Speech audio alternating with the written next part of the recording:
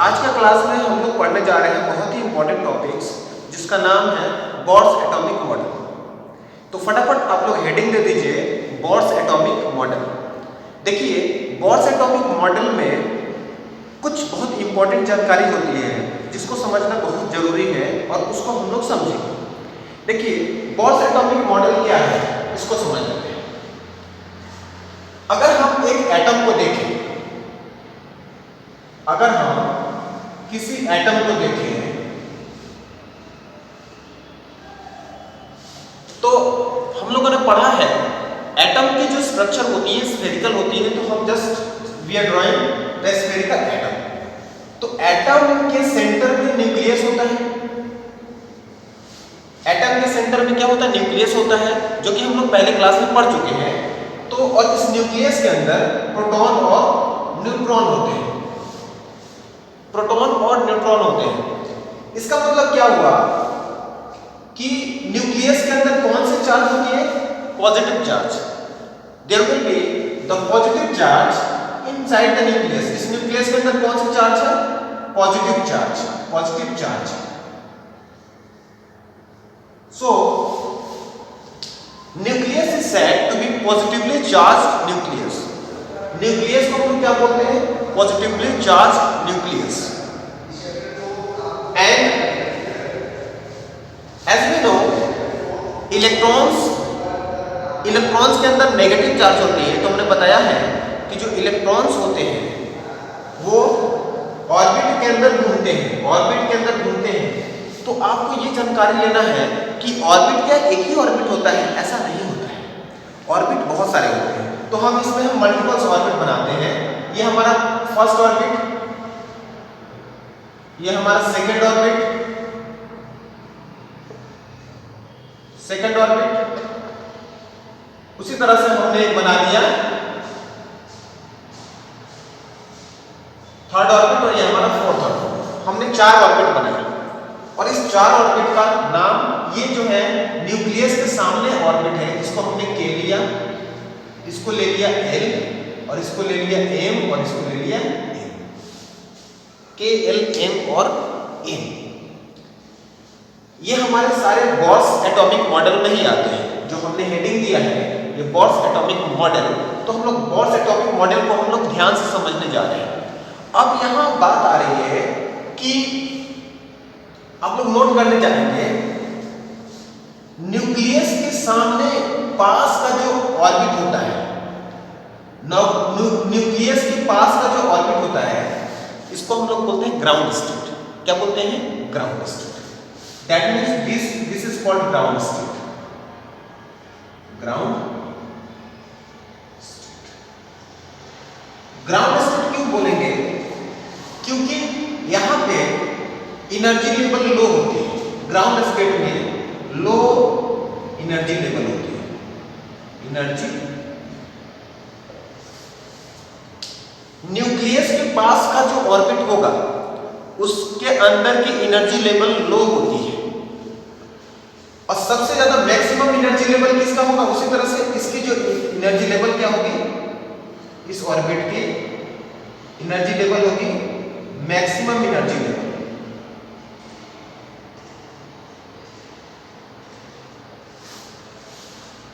अंदर वाले ऑर्बिट की एनर्जी लेवल कम होती है और बाहर वाले बाहर वाले ऑर्बिट की एनर्जी लेवल सबसे ज्यादा होती है। किसी भी एटम के अंदर जो ऑर्बिट्स होते हैं उसके अंदर की जो पास वाले न्यूक्लियस के सामने वाला जो ऑर्बिट होता है उसकी एनर्जी लेवल लो होती है, इसको हम लोग ग्राउंड स्टेट बोलते हैं। और बाहर वाले ऑर्बिट की एनर्जी लेवल क्या होती है? हाई होती है, मैक्सिमम होती है। अगर हम लोग एनर्जी लेवल की बात करेंगे, यहाँ पे एनर्जी लेवल की बात करें,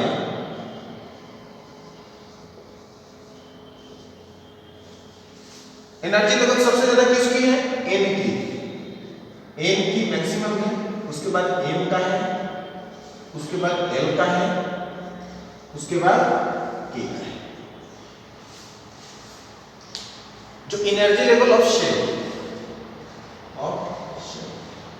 इसको शेल या ऑर्बिट बोलते हैं। तो सबसे ज्यादा एनर्जी लेवल इसकी है, इसके बाद इसकी है, उसके बाद इसकी है, उसके बाद इसकी। सबसे कम के वाली की। तो जी ये कम है, इसीलिए हम लोग इसको ग्राउंड स्टेट बोलते हैं। ठीक है, तो यही हमें समझना है कि हमारा पोस्टुलेट्स क्या है, गॉस मॉडल का पोस्टुलेट्स क्या है। तो first postulate of Gauss model will be in an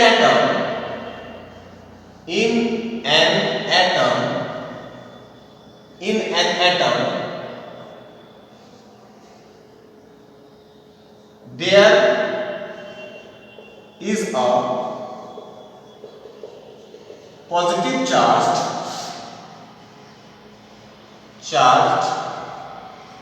nucleus at the center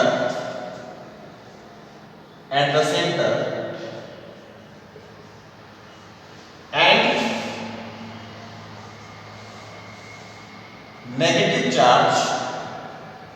negative charged electrons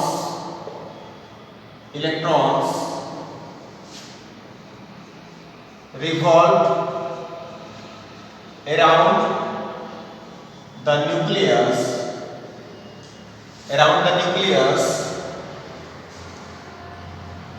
in a circular path called shell or orbit. So the first postulate of Bohr's atomic model will be the atom is consist of positive charge nucleus at the center and negative charge electrons revolve in a circular path around nucleus, and this circular path is called orbit or shell. So if there will be multiple orbits, its name of the shell will be K L M N. Bohr ने क्या रखा कि जो orbits हैं उसको K, L, M और N से represent किया, K, L, M और N से रिप्रेजेंट किया। K is the first orbit, this is one first orbit, L is the second orbit, this is second, M is the third orbit, 3 and this is 4।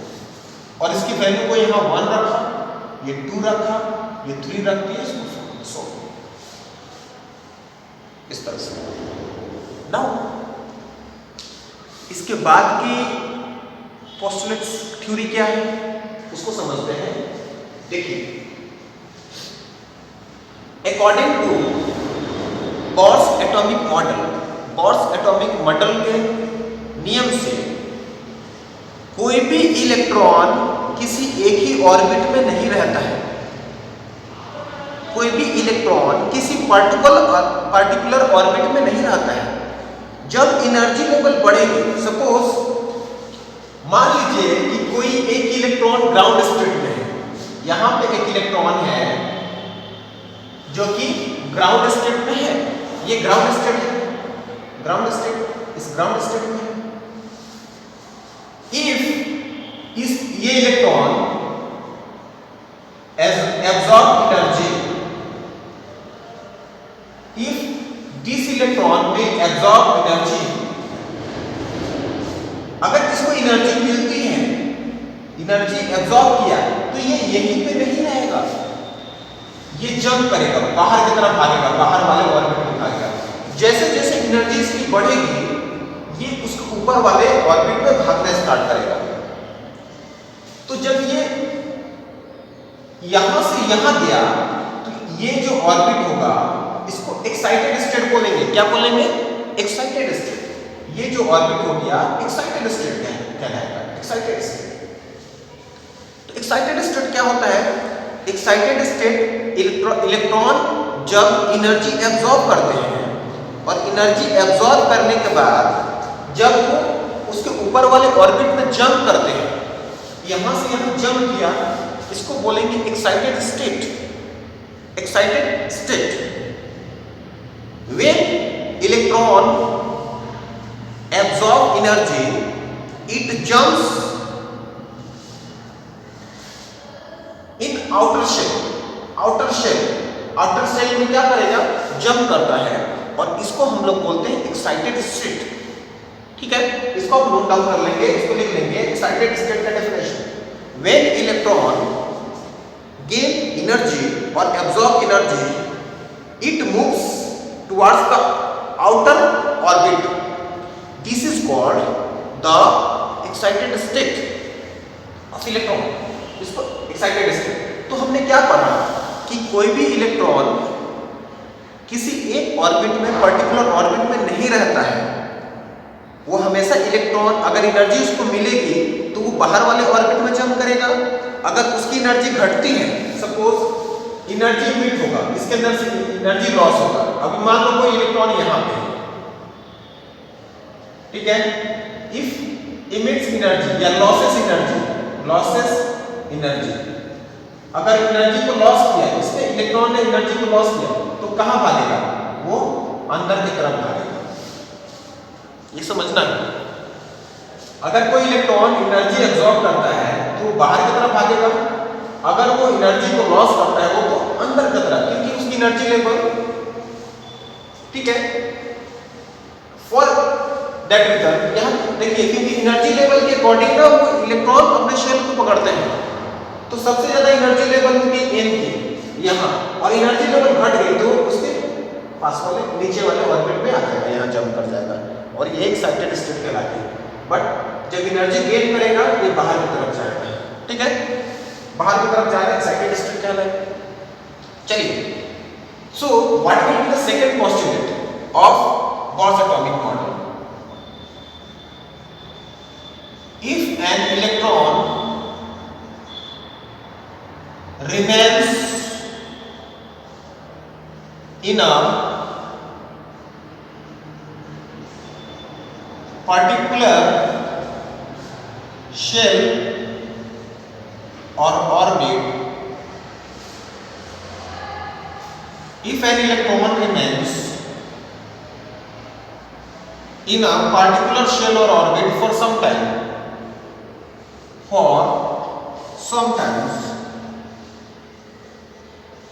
sometimes कुछ समय के लिए, मान लीजिए ये इलेक्ट्रॉन इसी ऑर्बिट में बहुत देर तक रुक गया. इसका मतलब क्या हुआ? ना ही इसने एनर्जी लॉस किया है और ना ही एनर्जी गेन किया, तभी ना एक ही ऑर्बिट में बैठा हुआ है. तो वही हमको सेकंड पोस्टुलेट में लिख देना है. If an electron remains in a particular shell और orbit for some times, it means the electron has neither losses energy nor gain or absorbed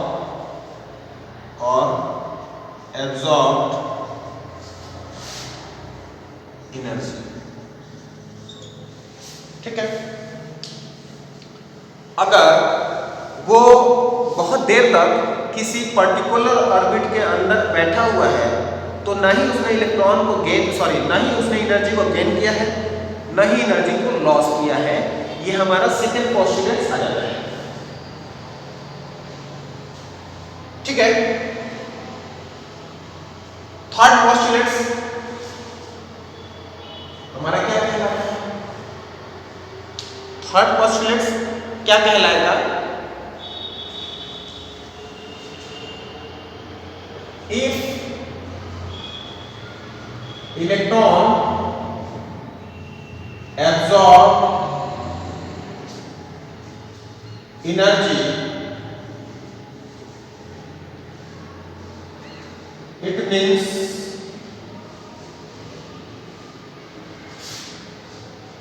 it moves in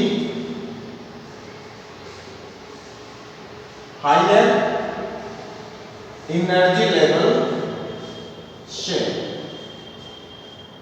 or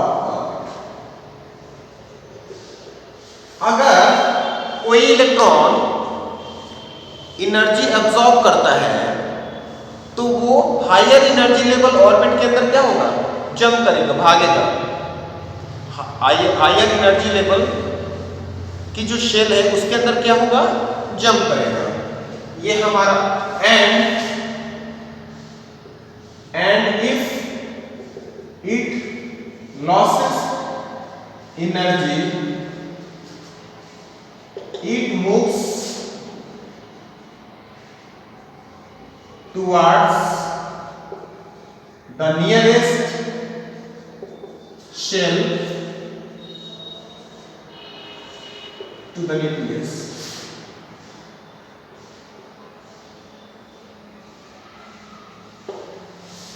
ठीक है।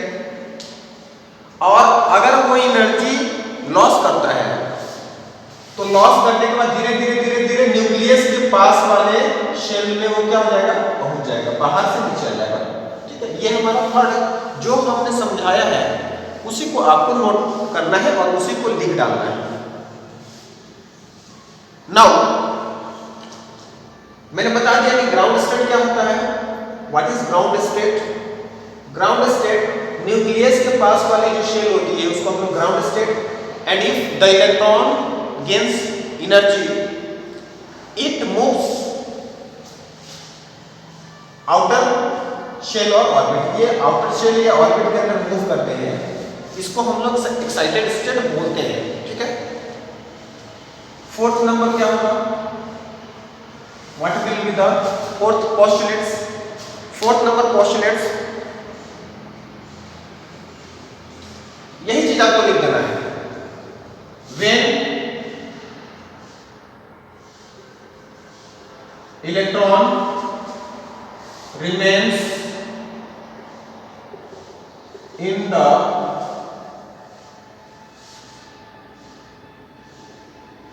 nearest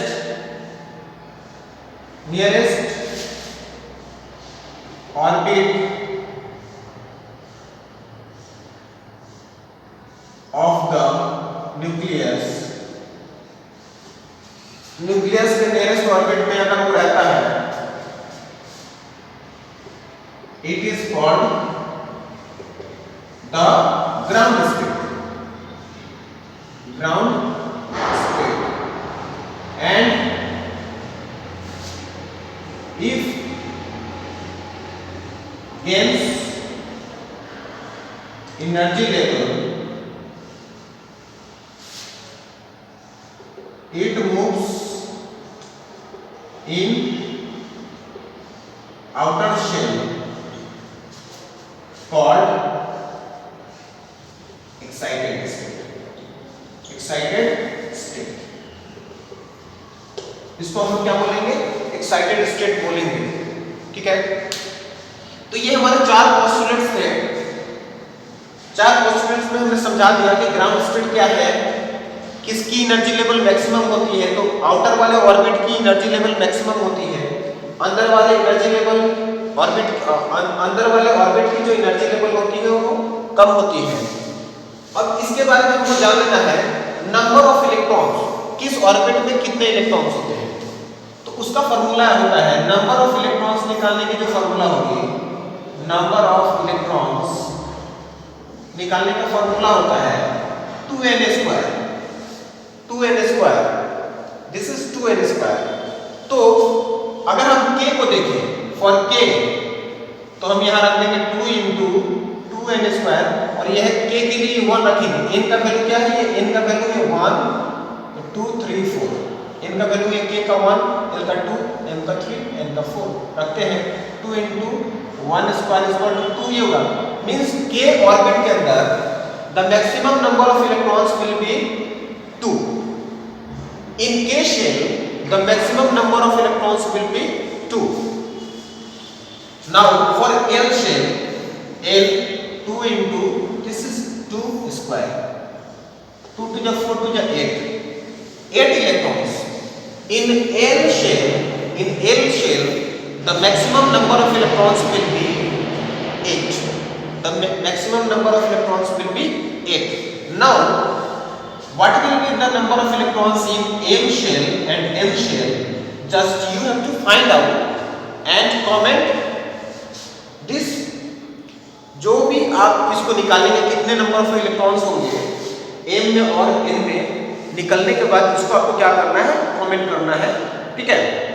फिलहाल आज के लिए इतना ही, और यही हमारा बोर्स एटॉमिक मॉडल में का कंसेप्ट है, इसको आप ध्यान से